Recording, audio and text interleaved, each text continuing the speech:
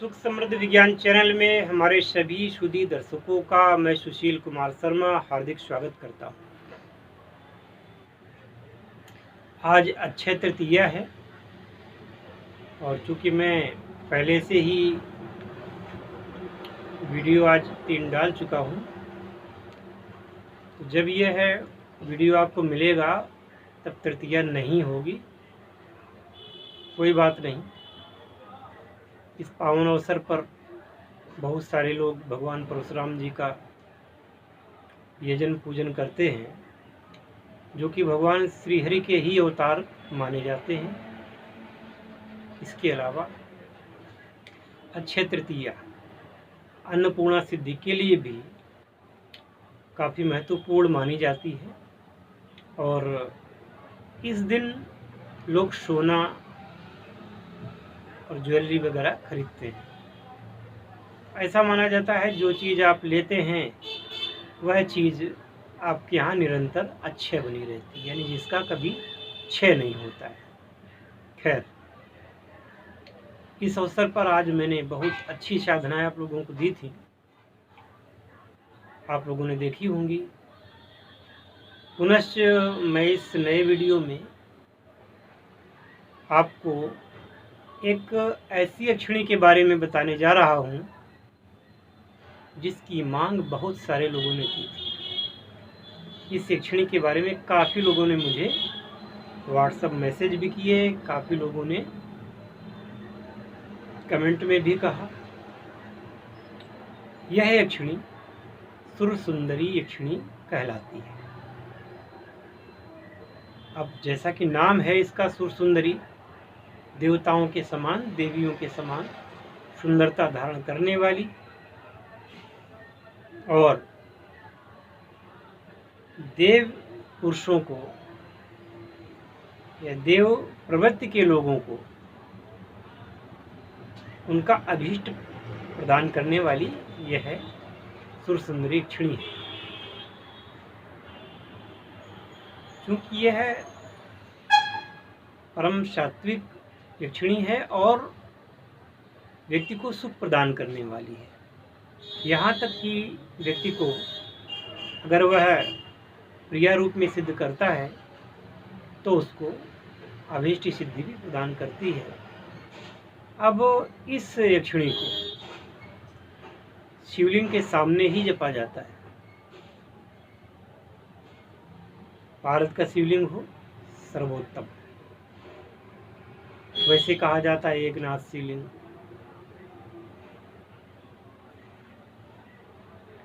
परंतु आप किसी भी शिवलिंग के सामने या फिर पारस शिवलिंग के सामने आप इनका जप करेंगे, इनकी साधना करेंगे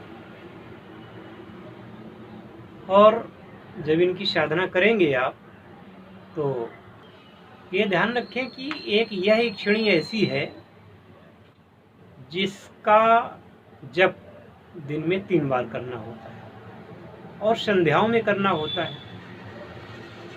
एक सुबह की संध्या में, जिस समय रात गुजर गई हो और सूर्योदय न हुआ हो, वो काल संध्या काल कहलाता है।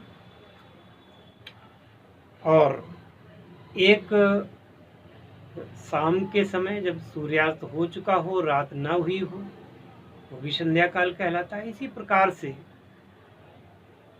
शास्त्रों में एक और संध्या का वर्णन किया गया है जो कि दोपहर को आती है, 12 बजे दोपहर को आती है। तो 11:30 बजे से 12:30 बजे तक ये अभिजीत काल भी कहलाता है और संध्या भी कहलाती है। इस संध्या वेला पर और 2 शाम सुबह की, वो तो हो ही गई, ऐसे 3 संध्याओं में इसका जप आपको करना होता है। अब चूंकि समय भी काफ़ी कम होता है, 1-1 घंटे का समय होता है आपके पास में, सुबह दोपहर शाम, तो प्रति संध्या में आप 1000 जप करेंगे तो एक दिन में 3000 जप हो जाएगा। तो 3000 जप हो जाएगा। इसी प्रकार से नित्य 1 मास तक आपको इसको करना है। इसके बाद इनकी हवन वगैरह की जो सामग्री है वो मैं बता रहा हूँ। जो हवन सामग्री है उसमें क्या क्या मिलाएंगे? मिष्ठान्न मिलाएंगे, यानी कि मिठाई, गूगल भी उसमें डालेंगे और घी भी डालेंगे। आप चाहें तो मिष्ठान्न, गूगल और घी तीनों का ही प्रयोग कर सकते हैं। हवन सामग्री नहीं भी डालते हैं तो भी चलेगा, परंतु ये तीनों चीज़ें होनी चाहिए। अच्छा हो कि हवन सामग्री भी हो, साथ में उसमें पंचमेवा भी आप डाल दें, बहुत अच्छा रहेगा। और इसमें कमल गट्टों का भी प्रयोग आपको करना चाहिए, क्योंकि यह परम सुंदरी कमल के समान सुकोमल है। तो अगर कमल गट्टों का भी प्रयोग आप करते हैं हवन में, तो मेरी दृष्टि से बहुत ही अच्छा रहेगा। तत्पश्चात वही क्रियाएं हैं हवन के बाद तर्पण, तर्पण के बाद मार्जन, मार्जन के बाद कन्या भोज। इस प्रकार से करने पर याद रखें कि शुक्ल पक्ष में ही शुरुआत करनी चाहिए, और अगर शुक्ल पक्ष में ही इसका समापन हो तो होगा ही। जैसे कि आप शुक्ल पक्ष की द्वितीया को इसका शुरुआत करते हैं, तो अगले शुक्ल पक्ष में ही ये जो है ख़त्म होगी जाकर के। इसके बाद इसके हवन वगैरह होंगे तो शुक्ल पक्ष में ही होंगे, बीच में कृष्ण पक्ष आएगा वो भी निकल जाएगा। तब सुरसुंदरी का आगमन होता है या उनकी आकाशवाणी होती है। तब आपको ये कहना चाहिए कि हे देवी, मैं दरिद्रता की अग्नि में जला जा रहा हूँ और मुझे दारिद्र्य से मुक्ति दें। यह आपको कहना है।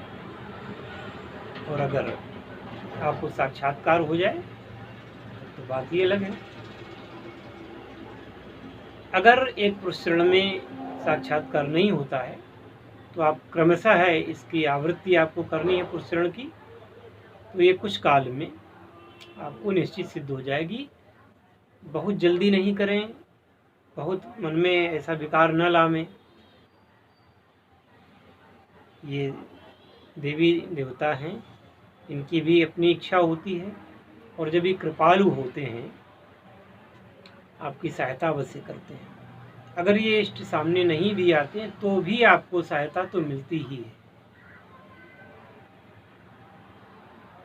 अब इस प्रकार से यह मैंने इनके बारे में बताया है।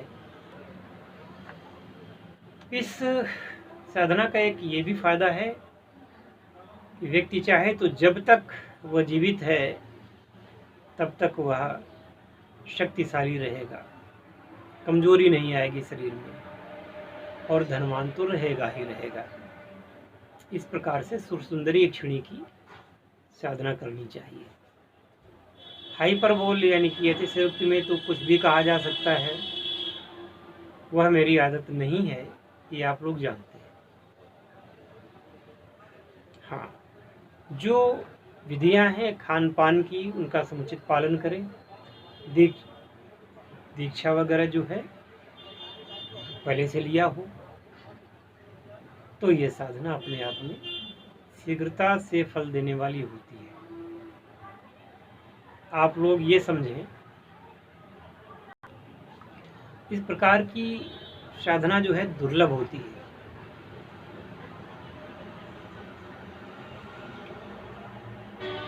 और ये यक्षिणियों की साधनाएं अपने आप में परम दुर्लभ कही जाती हैं।